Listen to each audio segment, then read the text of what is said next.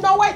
Family, friends, or whatever, let's get our asses up. Let's go walking every day. Let's figure out how we can cook some healthy meals and stay alive until we can pull our resources together and take care of ourselves. It's just me. And the Charles said, corporate establishments, Democrats have been fighting against Medicare and Medi-Cal expansion for all because they are stuck on the corporate donors' tit. Absolutely. Al, you also said you like the 49er cheerleader. You like that the 49ers cheerleader took a knee. Yes, I did. I like that she did that. And they fired her white ass. She was black. They only fired her black ass. They only make with $500 a week to be and on they national only TV. And they only go to home games, right? Yeah. So I mean, go ahead, girl. And then Charlie says, "Sorry about the double post." No, that's okay. And Cynthia says, You're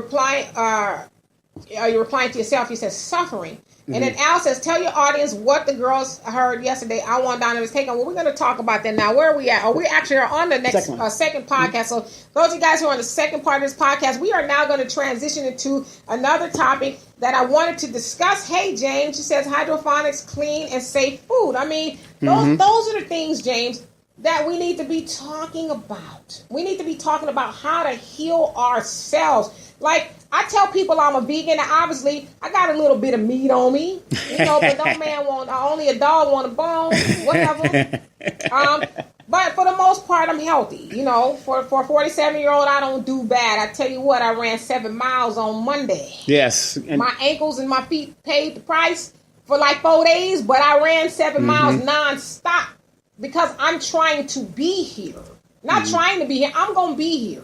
So I'm going to remove all the excuses as to why I'm going to check out of this planet sooner than my time. I'm going to do that myself. And that's but wait, let me finish this point. Sorry, but a lot of times when I tell people I'm a vegan, especially our people, you're just a vegan, that's nasty. I'm like, golly, it's just fruits and vegetables. Right. What's nasty about eating fruits and vegetables? Exactly. But we're so programmed to just hate on stuff that's what I was going to say. Programming. We're programmed. Hey, you a vegan. Why you wanted that shit? I got to have me some meat every time I eat. But then you be the first one talking about, well, my Obamacare. I can't have my Obamacare. You'll be the first one lined up, not you, but people lined up at Popeyes on Tuesdays. Do they still give away the chicken for dollars? Get your free, your $1.49 chicken at Popeyes, but then you be mad because your Obamacare got cut off. I mean, like, what part of this do you want to participate in? Well, here's the funny thing. Black people... to any other culture, suffers from diabetes. Diabetes is very correctable if you are healthy and you work out. I mean, I get it. I mean, we need Obamacare. I mean, I'm not saying we don't, but at some point in time, God forbid Trump and his homies get it their way. Well, the thing is, what are we gonna do? Wait. The thing is, why aren't you programmed to take an annual physical from the time that you're young?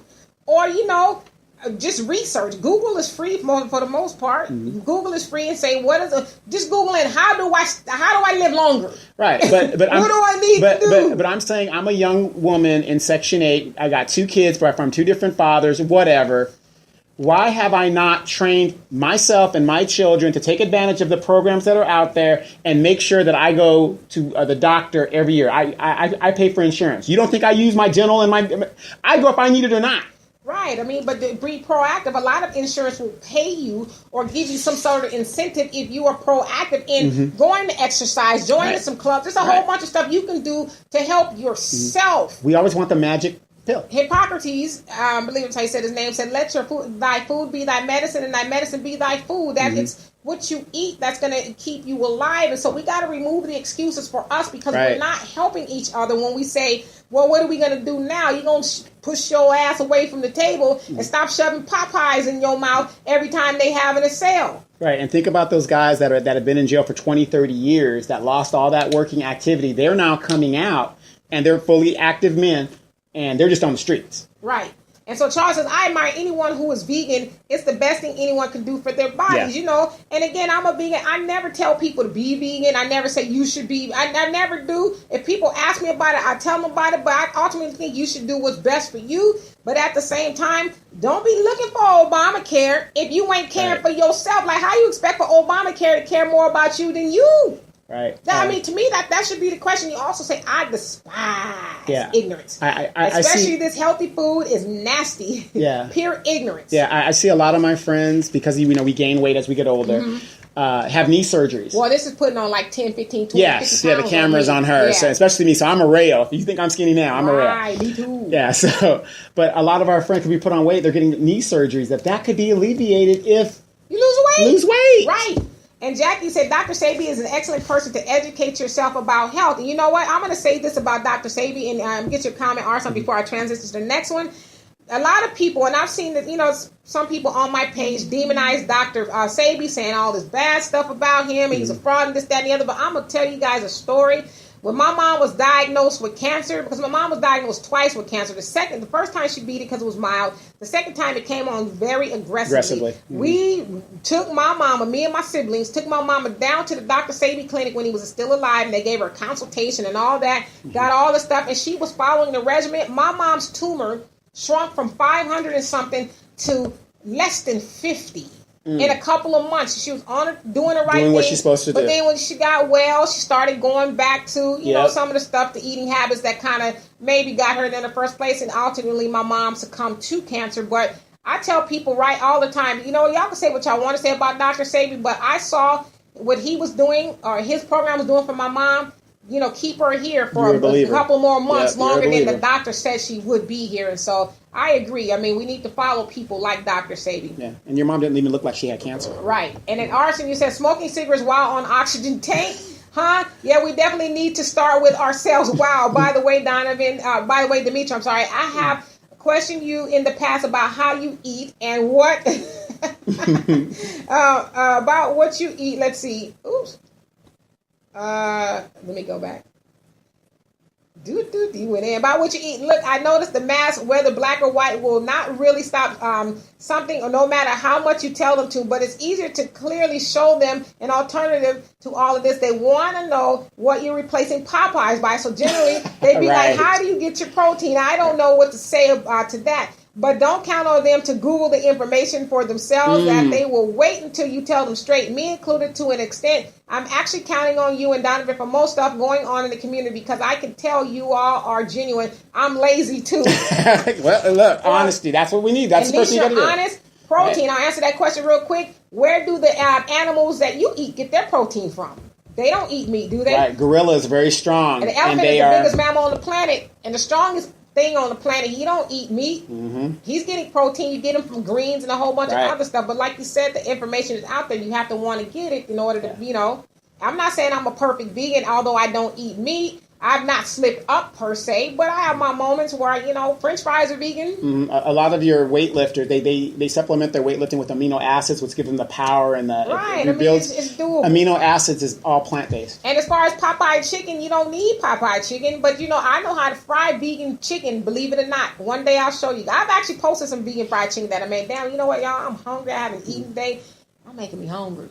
Well, and I haven't eaten today. We're going to dinner later on. But the Okinawans, one of the longest living people on Earth, what is their diet? Look at their diet. They eat a lot of fish and stuff. And vegetables, mostly vegetables. We don't need that stuff, y'all. And Jeannie says, girl, I just love chicken, but I have been baking it lately. Yes. I'm not saying not to eat meat, but to your point, if I don't, I'm going to eat it fried every once in a while, but mostly if I'm going to eat the chicken, it's going to be baked, so that's smart. Yeah, fried is a terrible way to eat chicken. Fried is bad, and I'm not saying I don't eat fried foods, because like I said, French fries are vegan too, but when foods are fried, the molecular structure of the food is changed, and our body doesn't recognize it, and it becomes carcinogenic to us, which is why a lot of people end up with cancers. Listen, I'm not an expert or doctor, none of that, just some stuff that I've researched. And so our bodies reject it, but eventually it figures out how to digest it, but it can't use it, and so it's damaging to our bodies. Right. And Jackie said, wow, yes. And Charles just says, exactly, Dr. Sebi is awesome. Who on earth would discredit him? Oh, trust me, there's a dude on my page that goes hard in the paint. Call him a liar, fraud, just the worst. And he said, other hating black ass people with no evidence to back up their self-hatred. Right. And I should say, too, that this other guy sells his own product. So I think there's a competition. There. Hey, sis. Amandi says, and what do you season your meat with everything else? Season your meat with everything else that you use. You can use Lowry, salt, pepper, cumin, paprika, a whole host of things, onion powder, garlic, you name it, I do it. Yeah, look, I don't like salt on things, so I don't even have table salt, but if you season your food good, you won't even miss the salt. And then Gloria, what's happening? Says the link to comment, Demetria. Okay, so she put the post up. Thank you. And then let's see. And James, you say, and don't worry, Amanda, you won't need to season any meat. I'm messing with you. James says, was at a chicken farm Thursday, 8 billion, 2,000 chickens in each. I am letting go of that yard bird. Yeah. Yes. That's another thing, too, is that chicken is not like it was back in the day when our grandmas was going out in the yard and wringing their necks. These chickens are caged together. They don't even fully grow. And what they do is they give them steroids. And so you're eating the steroids to make these chickens bigger than they would be. But they're naturally. I don't want to gross you guys out, but James, you know what I'm talking about as far as the way they house those chickens. Well, we're coming up on Thanksgiving. Look at the turkeys that are a lot of those are injected with water and a lot of steroids. Right. There's a thing on YouTube, you can look it up and just take a look at what they do to these turkeys, especially during Thanksgiving time. Yeah, it's just like, research and stuff. Alcie's still waiting. I'm getting to that right now. And Gina says, only because I'm taking care of my health, I think, so I've been a little healthy with this diet. You got to be, because listen, Gina, we know a lot of people that have passed way too early. We're trying to be one of them. And Amanda says, no, I'm saying people season their meat with vegetable seasoning to make it taste good. All kind of stuff. So there's if you really want to eat something that's healthy, there's a way to do it. And so let me get into this next topic. And Al, remind me of what you said about the girls. Okay, so let me get to this really quick, and I'll get you guys other comments. Okay, so the state of black parenting. On this show and on the Don't Believe the Hype show that me and Donovan also do on Tuesdays, we often talk about the dynamics of black relationships and the state of black parenting. Today, I want to go a little deeper, but not too deep to the point of a dissertation. For today, I want us to collectively use our personal knowledge and wisdom to figure out how we can correct some of the things that are going on with black parenting. So, with the invention of the internet, we have seen a whole host of things that we wouldn't have ordinarily seen before the internet, right? Mm-hmm. Now, specifically pertaining to black parenting or the lack thereof, I've seen babies and children twerking, fighting and cursing, half dressed or naked, disrespecting each other and adults. I've also seen parents beating their children, cursing their children out, shaming their children by disclosing things about them that should be private. Parents giving their children drugs and alcohol. Parents posting pictures of their children half naked for likes. Parents allowing their significant others to do questionable things around their children.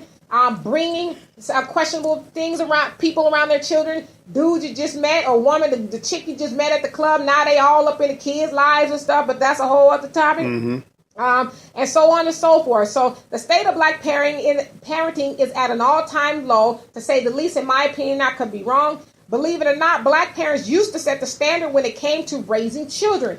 Even after slavery, black women were sought after by white women to care for their children.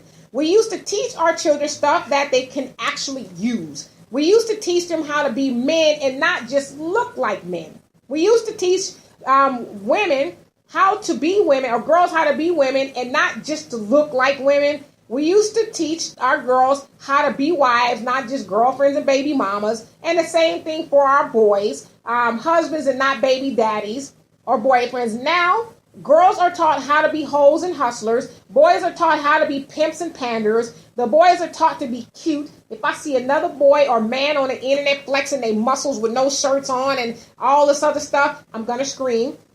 And the girls are taught to be tough. We see a lot of videos and stuff of girls jumping in the faces of men and boys, jumping bad, walking tall and acting tough. And then when it doesn't pan out their way, it's like, oh my God, I'm a woman, he hit me.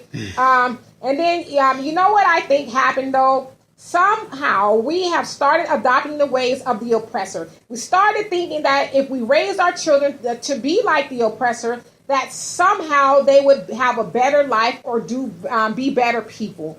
We started to fall in love with our children instead of loving our children. Thank you. Because we have fallen in love with our children, we have also robbed them of coping skills. Since we have started telling our children yes when we should tell them no, we have ruined them. Also, we cannot teach what we don't know. So if we're not learning, we can't teach either. So I want to know you guys' thoughts on that.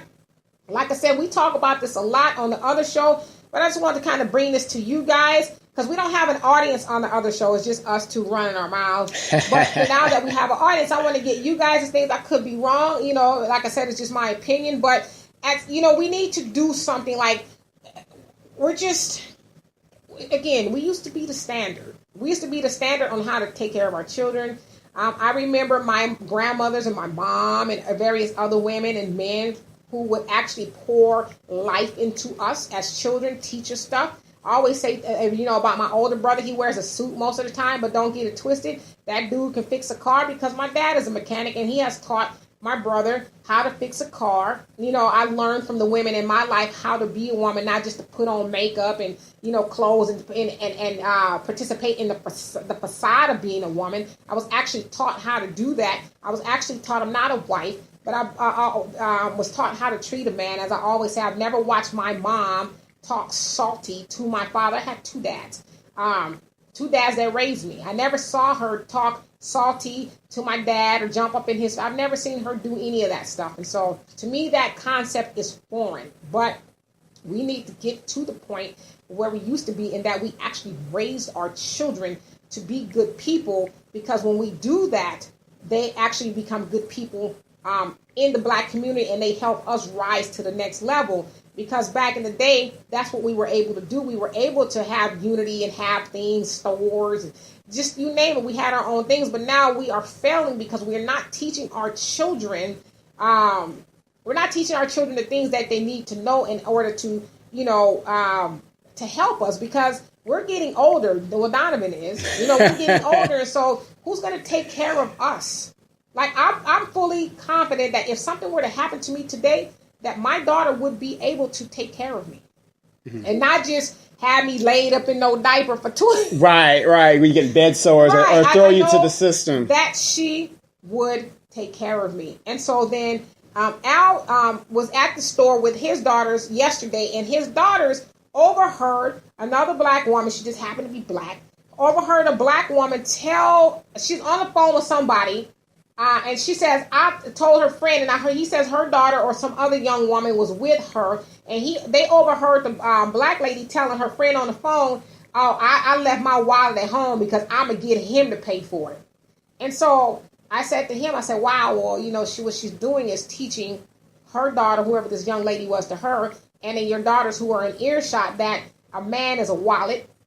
A man is nothing more than money. I'm going to play tricks on this dude in order for him to pay for whatever it is he was paying for. They were at a beauty salon or beauty supply. I'm going to play tricks on this dude to get him to buy my stuff, and instead of just saying, this is my man or whoever, or, would you help me? But she's letting these young girls know this is how you get over on dudes. Mm-hmm. And so we have got to get to a point where that behavior needs to be shunned. We need to do better. So I'm going to read you guys' comments that I missed. And let's see. And so Al says, the seasoning that you put on the popcorn was awesome. Yeah, there's a way to make food taste good. I like homemade popcorn, the kind that you put on the stove. And the old school way, yeah. My dad taught me how to do that. And then Charles put a little oil in the pan. Yep. Yeah. And that's the best popcorn, I swear to God. Charles says, we know pork and red meat is bad for us. You are right, though. In this information and technology age, Google at our fingertips, but we won't use it to deprogram. Jesus, pork, and loving our enemies and hating ourselves, especially any of us who want better or unity. It was just, like you said, if we're getting information that programs us to be the Walking Dead, I know some people take issue with that, but hell, that's what we are. If we're getting that information, why can't we get the information to deprogram ourselves and learning the truth about ourselves? I've even seen people talk about how eating pork is not bad for you. Don't, listen to people. Pork ain't going to do nothing. You listen, I don't care what you say. I'm not eating pork. If I ever eat meat again, pork is not going to be one of the things that I eat. It's just not going to be. I know what pork is, but, again, it's like you said, Charles, we've just been programmed to do those things. And then Marcus, so you put up a disclaimer. For those in the watch party groups, this is the link to comment on the show. Thank you so much. And Al says it's Jeopardy music because he was waiting for me to tell the story, so I did. Sorry to belabor the point, but I just want you guys' input. I don't see any comments just yet. but I want you guys' inputs on what we need to do in order to help raise children that are useful and not useless, if I can say that. What do we need to do? And I'll just speak, because until I see some comments, I'll just speak on what I do. You know, I'm a biological parent to one, but I have raised two of my nephews and one of my nieces.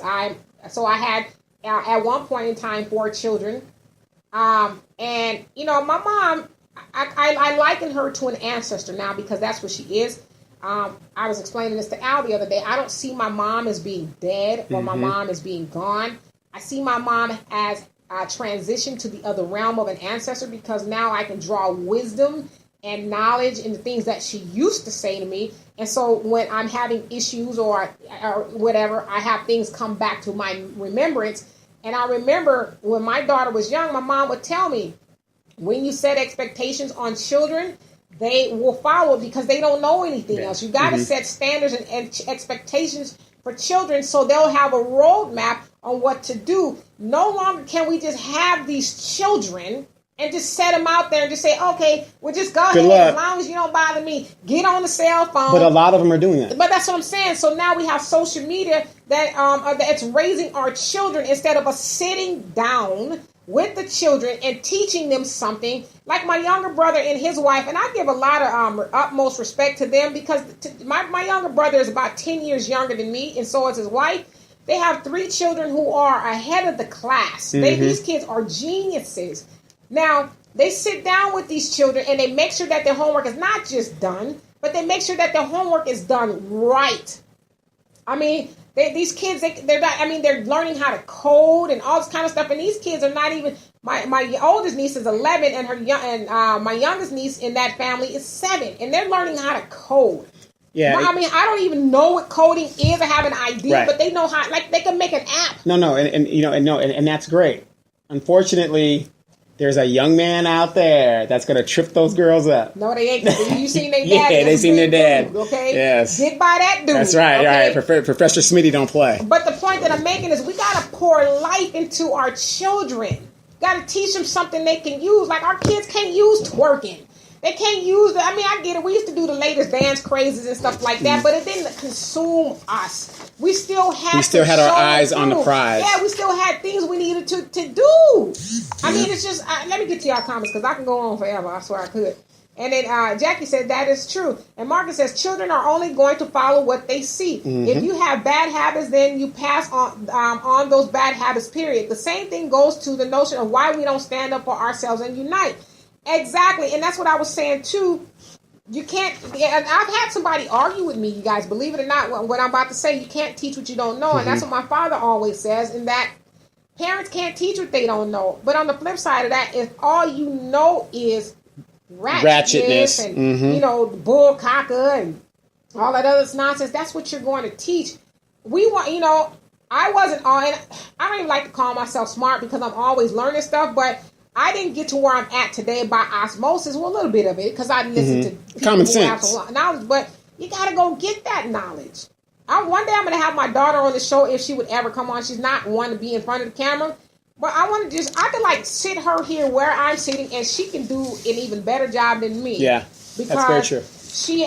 I just poured in knowledge and wisdom and just life into her, because I've set the bar for her. I've always told her, because I tell you guys too, I had my daughter when I was 21. I was almost 22, but I was a child, to say the least. What did I know about being a mom at 21 years old? You thought you knew enough. Right. Well, you thought you knew enough. I'll tell you what, I only had one. Okay. Right. But I always taught her, maybe not verbally, and sometimes verbally, but I didn't want her to be like me, and that I didn't want her to have a child when she wasn't ready. I wanted her to finish her education, go see the world, go do things, go set goals, go reach those goals, make new ones before you go off and have children. A husband. I wanted her to do it the right way, if you want to call it that. Get you a partner, a husband, somebody who's going to be there for you, not just some dude you laid down with, as Marcus said once before, and I tell everybody about this. You some dude you lay down with and let stick anything in you, and just, when you produce a child, he ain't there. I taught her from a very young age. I didn't want that for her. Yeah, I will never understand that. I'm glad I have 2 boys myself.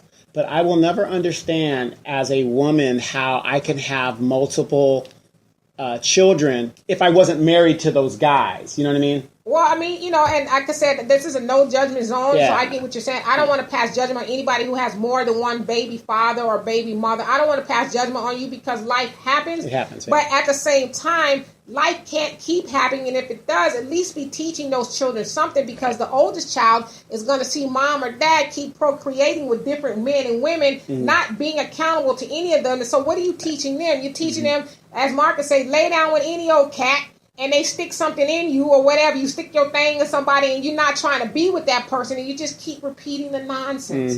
And so Cynthia says, example of your brother is a testament to a two-parent family. Yes, and I would also say that to your point, Cynthia, when I talk to my nieces and nephews, I've never once heard them say, I got to ask my mom, or I got to ask my dad. Right. They said, my parents, I got to ask my parents, or my parents said. They always know that their parents are one. Like, we ain't going to be able to split them two up. Well, when we were coming up, mom pretty much raised the kids. That's how it was back in the day. Right. Mom was the disciplinarian, but if dad had to get involved, you knew you were in trouble. Y'all remember that cartoon, Wait Till Your Father Gets Home? Perfect. That was square biz there, because I'll tell you what, if we had to wait till my daddy got home, you're in trouble. Yeah. It's like, Mom, can you just whoop us? Can you just deal with us? No, you ain't got to tell dad, do you? Exactly. Mom but that was in the day when mom could stay home and raise her children. And I would say that about my mom. She did stay home. And so, big up to my mom for doing that. Yeah, my mom did too until my father passed. Yeah, I mean, she had a career and all of that, but she put that on hold to raise her children. And Marcus said the same way we say these young people out of their minds, period, when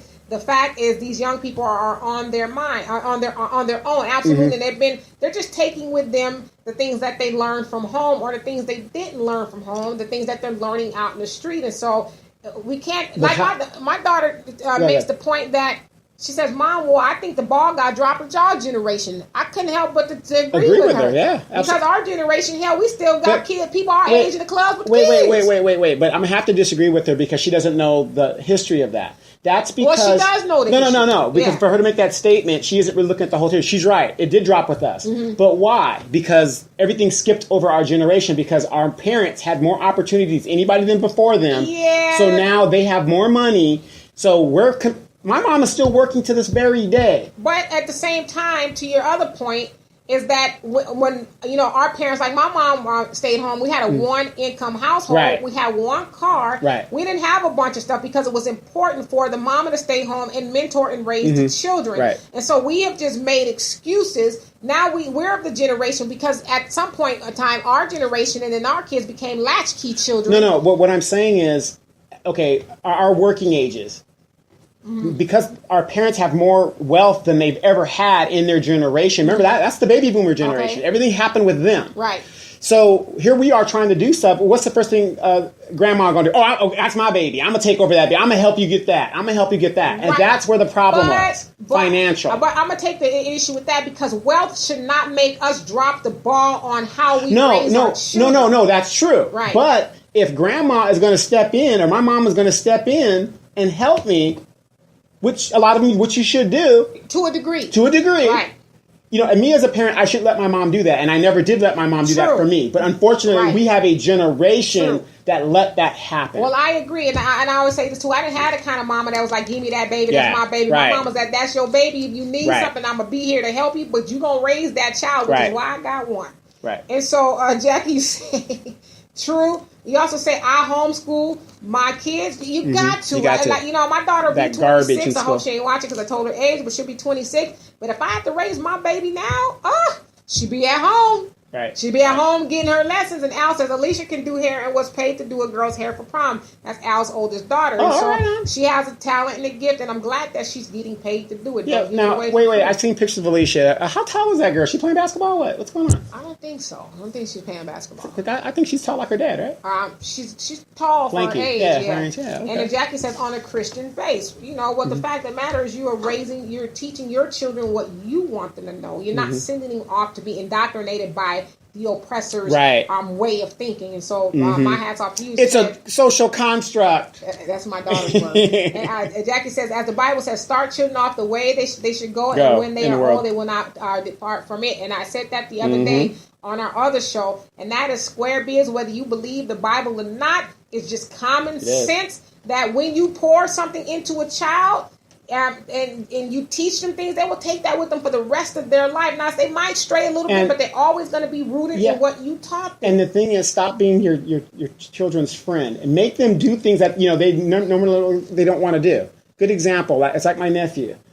I get upset with him because he doesn't. His mom doesn't, and that's fine. She can raise him any way she wants to. Right. But when she's with Uncle, put that damn phone down. Look outside this car. Right. And see, there's a world out there. Let's talk. Right. Let's have a conversation. Let's do that. And you also say, my daughters come to me when mama says no. Well, that's something y'all got to fix. Right. Because, pitting against each kids other. will learn how to divide the parents, and parents should always be on a united front. Otherwise, that causes schism with the children. Right. And so, Jackie said, I wasn't the best mom until I met my hubby and his mother. She taught me things my mom didn't teach me. Absolutely. I was abused from 5 until 17, was living in a dysfunctional home, and I know there are others that was like me. Also, absolutely. Yes. And you know what?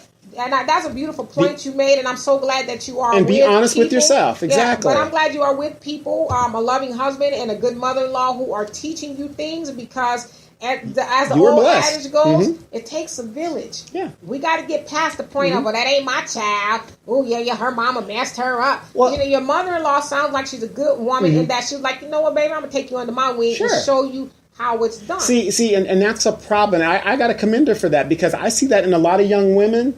They join a family, and they wreak havoc in that family because they don't want to learn anything or change. It upside down. Right. You see what I'm saying?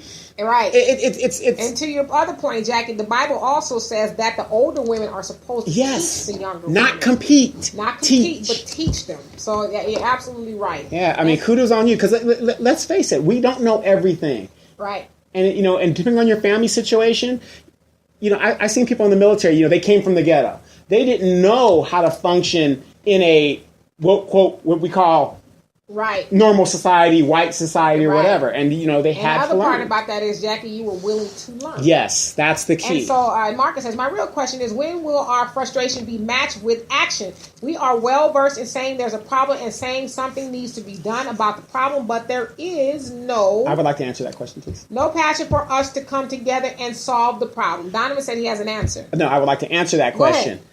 Brother, make sure that you get your guns legally and have them, because it is going to go down. Trust me. Well, I've started the process, and I got a little protection. Yes, I'm telling you. I mean, I'm not saying that's going to solve anything. What I'm saying is... it's going to stave off the nonsense a little longer. It's coming. But, no, so I'm going to answer your question, Marcus. You're right. We need to stop talking, but the best thing we can do now in regards to saving our children, because ultimately that's what this is. The best way to save our children is to start with the children in your home. Start whipping that ass. Well, listen. I'm one of those people. I would be lying to tell you guys that I've never spanked or whooped my child. I whooped my child probably 5 times in her whole life. You need to do it now. You need to do it now. Don't be mad because you're scared. But I don't believe. Now I don't believe in whooping children, because it's violence. It's violence, and it is... Wait a minute. No. Wait. Let me finish. It is... Yes, it is. Whooping your children is violence. And I think we should strive... This is just me. We should strive to parent our children with our minds, not with our hands, because whooping your child is a quick fix. Now, listen, I'm not saying there's not some cases where a little tap, or some people say pop, don't get their attention, but... We need to find a way to talk to our children, because ultimately we teach them violence too. Right. Okay, I agree with you. But what I'm saying is there does come a point where there's a difference between violence and discipline. There comes you got to know the difference. Yeah, I ain't talking about those whoopings you see on Facebook. People just royal attacking. I mean, I think whooping should be the very last resort. I mean, I just think it should. Like I said, I've whooped my child before, but in retrospect, I felt bad about it. Like, wow, I wish I would have did things differently. Because you're also disappointed in the actions that she decided to do. And then again, I had to ask myself, was there something else? Was there something I wasn't doing to drive me? Because I don't think she drove me to the point of whooping her. I drove myself to that point. Because think about this. Remember we were little? I remember I got a whipping. I was very, very young. On my mom, as I grew up, even in my high school, even till this very day, my mom just got to look at me. Yeah, I mean, but there you go. You know what I mean? Therefore, the whoopings ain't necessarily something we need to be doing. And then Jackie says all about boundaries. Marcus said the meaning of say we love our people and we love ourselves and we love our children, period. And we believe that, period. But after the love has to be matched with action, I think we find that we don't love ourselves or our children enough, our people, as much as we say we do. That's why I say that we are in love with our children. See, because when you're in love with your child, oh, Junior can't do that wrong. Oh, she sold this. Oh, but don't say nothing to my baby. Oh, why you talking to this? Oh, But then when you love them, you like, you know what? Mm-hmm. I love you to the point of I'm going to take your phone from you. Yes. Yeah. I love you to the point of no, you can't watch TV because you did A, B, C, and D. I'm going to hold you accountable because I know if I don't hold you accountable, the world and the streets will hold you accountable. That's what you do when you love somebody. But when you're in love with that person, you ruin that person. And we talk about this on my other show because everybody's asking me, they go, well, Don, you aren't dating this. I'm getting mine. Trust me. I keep it. I'm a very private person. But anyway, my point is, though, it's very hard to date women my age or whatever I'm doing because they're, like we talked about, they're in love with their children. I'm just saying that exact example. And a lot of women don't realize that they're doing that. They don't realize it. Okay, so I want to expound upon what Donovan is saying. Donovan is saying that there's a lot of women my age who won't cut loose the strings with the children. Or, because I don't believe in kicking kids out the house if they're productive. I don't believe in that. But then there's a lot of people who have grandkids that are in the house. And so it's like, you want me to come over, but damn, you got the kids, you got the grandkids. Well, what am I supposed to do? Like, I ain't trying to get in the middle of what you're doing, but there is no room for me here. Right. That's what I'm saying. I mean, and like I said, I have kids myself. I wouldn't want to be with somebody that won't accept my kids. It isn't about accepting kids. It's about, you love your kids. That's great. But they're grown. They need to have their own spot. You need to have your own spot and go on with your life. Yeah, I mean, because if you love them more so than your relationship of moving on, I can't do nothing for you. Well, yeah, I agree to an extent, but I don't. Like I said, I don't believe in kicking the kids out the house, especially if they're productive. Yeah, no, you don't have to kick them out. Yeah. But a lot of women don't know. There's a difference between loving your child and being in love with them. Oh, no, absolutely. But there's a lot of men, too. Because there's a lot of men out there ruining their kids. Oh, they can't do nothing wrong. Don't say anything. All that other stuff. Well, that's because we can't tell y'all women nothing. Y'all girls. Y'all get a certain age. Al says, hey, Donovan, I told D I don't like it when boys are standing with their hands on their hips. What do you think? Me neither. Feminization. But how are they standing with a man standing with their hands on their hips don't denote that they're gay? I didn't say they're gay. I said feminization. A man got standing with their hand. That doesn't mean anything. What if that's where he's comfortable putting his hands? Who are you to decide when another man puts his hands on his body? I'm Donovan Sadiq. I'm the Duke of the Inland Empire. No, Edgemont. Jackie says, that is what I'm going to school for. Mm-hmm. So what are you going to school for? He said, to help others that was once like me. Mm-hmm. I've also had a website on my Facebook called No More Silence. I love it. Oh, right on. It's what we're supposed to do. Take, since you brought up the Bible says, take Make us better. The bones that are in your bag, though the bones represent experience and help other people. They're testimonies. Our bones are testimonies. And Al says, Papa never whooped us because we were scared to disappoint him. My uncle hardly whooped us, but he can yell, fuss, and curse, and that seemed to be worse. Yeah, sometimes it is. You don't need to always beat the kids. And Charles says, I have my great-grandson for a two-week visit. I have my great-grandson for a 2-week visit. He comes from a household with no male figure. He's been disciplined by me several times, but just by voice and telling him he's wrong. I am firm, but fair. I don't ever want to strike him in any way. Yeah, I mean, you don't need to do that.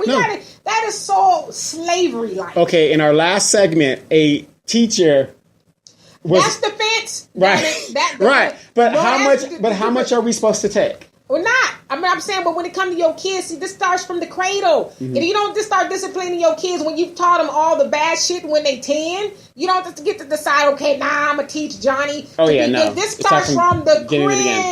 When they come out. I will agree with you because I never had to put my hands on my children as they grew up, and they're both grown men now. But here's the thing, though. Knock their ass out. No, exactly. I hated the fact that because I was on the road, that I was used as the bad guy to come in there. Yeah, but that's okay. We're all smart enough to figure out how to raise our children without putting hands on them. It's violence. Right.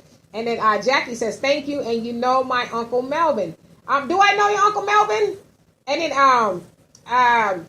Tay says, I briefly dated a man that was in love with his family, nieces and grandnieces, daughter, mom, all the house, and no works. There was no room for me, so I had to bounce, and he can't understand why. Yeah, I mean, gosh, people like that to me shouldn't be in a relationship. Right. You got things going on. I'm not telling you to cut ties with Stay your over family there. stuff, Yeah, stay over don't there. get in a relationship with me because you're not going to give me the attention I deserve. And well, so just what I don't understand is if your kids are grown, okay, we love our kids, but you're supposed to go on with your life.